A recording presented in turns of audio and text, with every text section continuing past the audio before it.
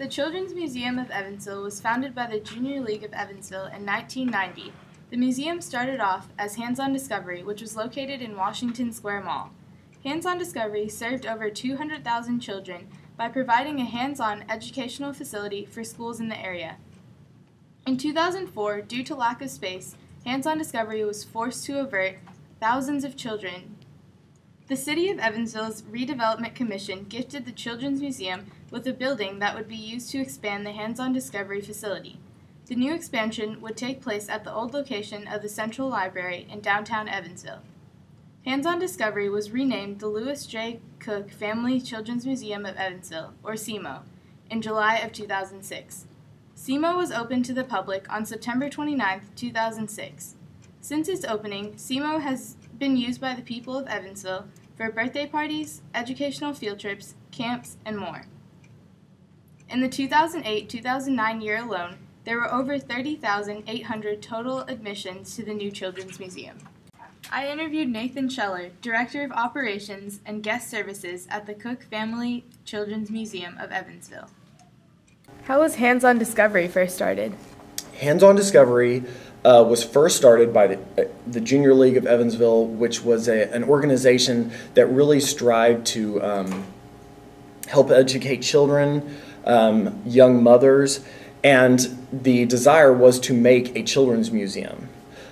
The initial startup, they just couldn't raise enough money to actually have an actual site, and so it was volunteer-run, all handmade exhibits, and they placed it in a shop in Washington Square Mall, which was an ideal location because families would go and go shopping, and then the kids would see that little area and they would want to go in and play.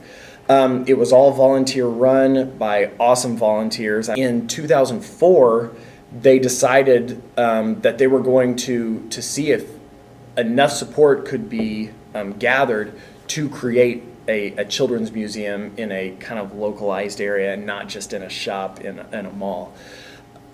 After they did a few studies, they agreed that the city of Evansville could sustain a children's museum. We got a large grant from the city of Evansville. This building was donated. It was the original Central Library, which was closed in 2004, and they gave it to us.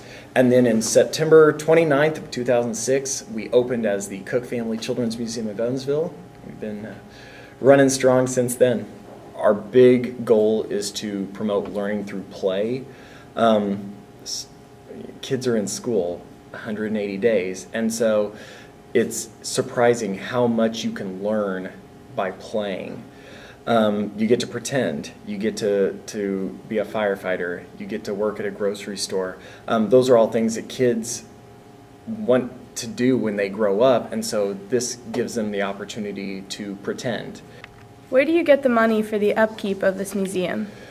The majority of our money comes from donors, most of them local, Deaconess Hospital, Wellborn Baptist Foundation, Vectren, Old National Bank. They're really big supporters of the museum, and we love them a lot. The rest of our money comes from admission sales.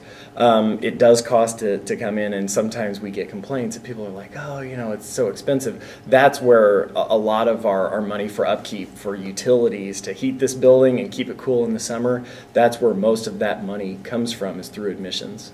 Which part of the museum do you find most educational?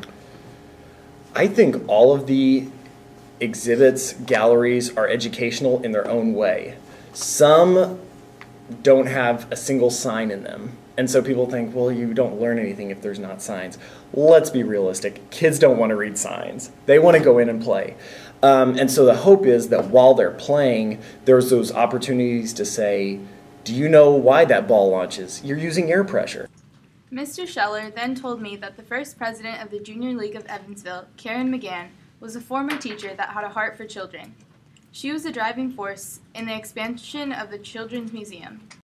In 1998, Kathy and Bob Zimmerman formed a guild to help raise money for the museum. They hosted many fundraisers such as the Teddy Bear Picnic, Discovery Dash, and the Pumpkin Patch Party. Once they had raised enough money, Hands-On Discovery was opened. Sadly, in 2003, Hands-On Discovery reached its maximum capacity and had to turn away thousands of children. the Children's Museum had to look for a larger location. The board began looking for potential locations, including the old jailhouse. The mayor at the time, Jonathan Winesapple, only agreed to give the city a grant if the museum was located in downtown and could demonstrate adequate public support. So, through a long, complicated process, the city of Evansville decided to grant the League the old Central Library to be the new location of the museum. What type of groups come to the museum? We get all kinds of field trip groups. We get Boy and Girl Scout groups that come in. We will even get adult groups that want to come in and look at the marble in our lobby because they're rock enthusiasts. So I'm always amazed by the groups that come in. We get field trips from children in Kentucky. We get children from Illinois, and then obviously the Evansville area. But we'll see buses come in that have been driving for almost 2 hours to come to the Children's Museum for a field trip, which is always encouraging. We see about 200 field trips a year. We have birthday parties on the weekends, and we have about 250 of those a year. So we're really excited that the word is getting out to people, even from different states.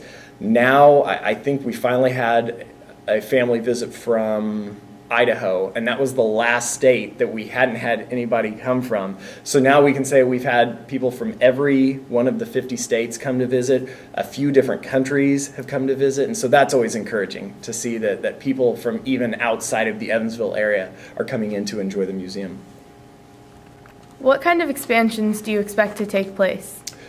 In the near future, we're planning a few expansions, actually. Right now, we're redoing a portion of our WorkSmart gallery. It was one of the only galleries that we had not put any new exhibit items in. And so now with a grant from Toyota, we've put in a little car exhibit where children can customize a car that they can sit in and pretend to drive. And then we have a little racetrack where they can build Lego cars, race them down this track, and it will tell them their time. And then they can make modifications and see, does a heavier car go faster? Does a lighter car go faster? Does a bigger car go faster? Then the next big project that we're planning on doing is a redo of our Live Big gallery. Just from comments, suggestions that we've received from our patrons, it's not as engaging to children. Adults seem to go in there and have a great time. It's a lot of fun for adults. But children just don't seem to enjoy it as much. And so the hope is to redo that gallery and make it more focused on healthy living, eating properly, exercising, things you can do to live more healthily. Which part of the museum is your favorite? I guess I really don't have an area that isn't a favorite. My reasons for not liking exhibits are the ones that break down the most because I have to fix them and the exhibits coordinator has to fix them. But they're all my favorites for different reasons. I like the Speak Loud area because it's more expression. It's art-based. You can put on plays in there. You can paint your face. You can play music. But then there's also areas like in the water area where you can just go down and have a good time. And you can send balls down this river. You can send them up to the second floor. Then you can go to the second floor and launch them up into the Duck's Head. I think they're all my favorite. And I know that's a really cliched answer, but they really are. Since Hands-On Discovery started in 1990, the Children's Museum has provided an educational facility for children in Evansville. Through its hands-on exhibits and multiple educational opportunities, SEMO has become a major part of the community. The museum is open on Wednesday through Saturday from 9 a.m. to 4 p.m. and Sunday from noon to 4. It is closed on Monday and Tuesday. If you ever find yourself with nothing to do, go visit the Children's Museum in downtown Evansville.